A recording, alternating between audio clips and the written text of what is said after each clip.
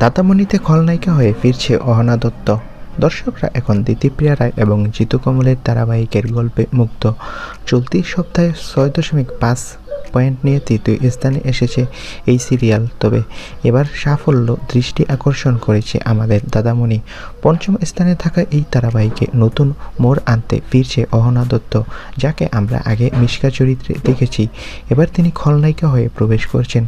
সিরিয়ালের গল্প আরও উত্তেজনাপূর্ণ করতে এই নতুন চরিত্র দর্শককে ধরে রাখবে।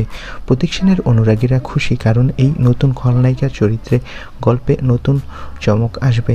ধারাবাহিকের আগের জনপ্রিয়তা ও নতুন ভিলেনের সংযোজন দর্শকদের কৌতূহল আরও বাড়িয়ে তুলবে। তো বন্ধুরা, মিশকা মানে অভিনেত্রী অহনা এবার খলনায়িকা হয়ে আমাদের দাদামণিতে ফিরল। কে খুশি তোমরা কমেন্ট করে জানাও। ধন্যবাদ ভিডিওটি দেখার জন্য।